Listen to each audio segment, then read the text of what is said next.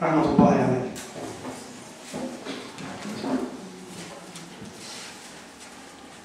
I would like to get closer to the conclusion of that by saying Bismillahir Rahmanir Rahim من المؤمنين رجال صدقوا ما عاهدوا الله عليه فمنهم من قضى نحبه ومنهم من ينتظر وما بدلوا تبديلا. That's fit the description of Dr. Ahmed Elkadi too. I know all of you know the translation for this, so I don't have to take time for translation. But he was one that really, fit that description. Rahmatullahi alayhi. For me personally, Dr. Ahmed Elkadi was not only my boss or my co-worker. I worked with him from 1985 till he left Panama City. He was, for me, a teacher. I learned a lot of him, and I still recall a lot of his advices and wisdom. And this helped me a lot in my life, really. So I pray for Allah subhanahu wa ta'ala to, reward him for all what he did for all the Muslims in the United States. Finally, I would say, Bismillahir Rahmanir Rahim, Innal Muttaqina fi Jannatin wa Nahar fi Maq'adi Sidqin 'inda Malikin Muqtadir. And I believe that he is one of those, inshallah, in the highest level of paradise.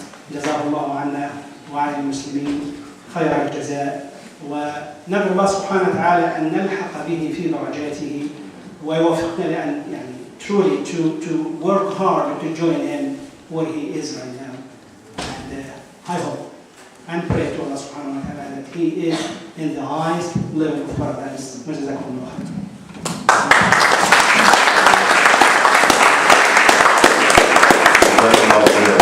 Any questions for Dr. Ahmed? The next speaker would be Brother Hussam Zawari, and I think he also is representing his uncle, Dr. Kado. So I don't know whether there was some words from you and from him.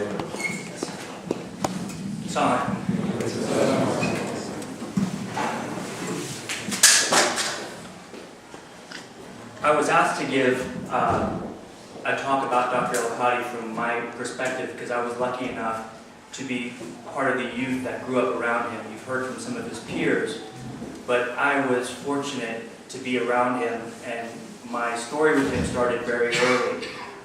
To give you a proper understanding of my story with him, I need to tell you a little bit about our background.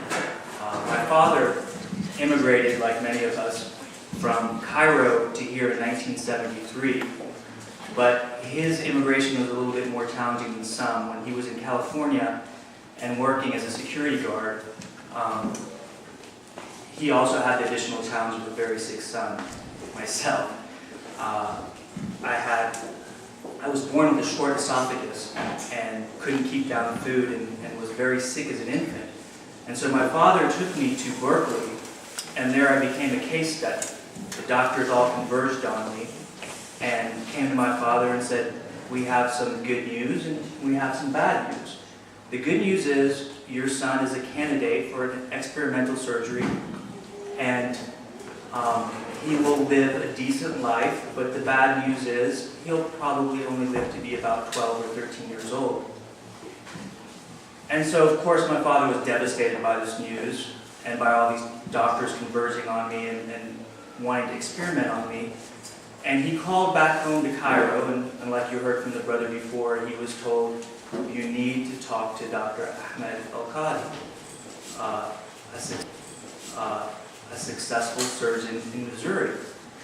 And my father called him, didn't know him from Adam, didn't know him at all.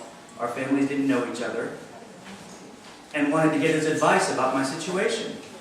And so, of course, Dr. Elkadi got on the phone with him, spoke to him, heard his situation and said, Ahmed, my father's Ahmed Zawari, for any of you who don't know who I am.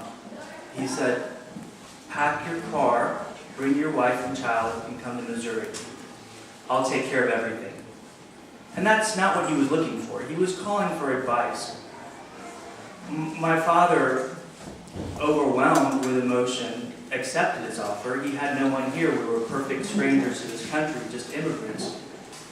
But he told him, you know, I just totaled my car a couple of days. A couple of days ago. I'm working as a security guard. I need a little time to save some money, and then I'll come to you. Dr. Elkadi got his information. The next day, in the mail, express mail, was a money order for $2,000. This is 1973. And so, $2,000 in 1973 was enough to buy a car. And the car, actually, he bought it for $700. He had money left over. A good car. And he packed us up, and we went. He gave my father a job as a research assistant. As you heard, he helped place him in a pulmonology fellowship. And most importantly, though, he operated on me. He operated on me twice.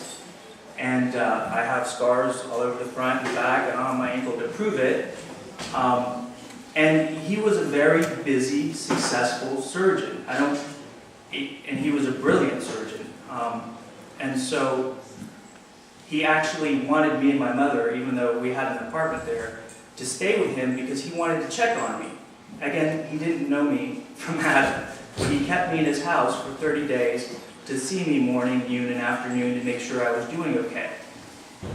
And so, alhamdulillah, the surgery was a success, and I'm a testament to the fact that he was a brilliant surgeon, because I'm here before you now. And while I'm obviously here, but for the grace of God, I believe that God uses people like Ahmed Elkadi to do good work, and that's really why I am here. And in addition to that, he didn't also operate on me, but he absorbed a lot of the expenses that came with it. And I think that goes without saying. He helped my family get health insurance. Any copay that was paid, he paid out of his pocket. Again, he didn't know us. He just wanted to help us because we were in need.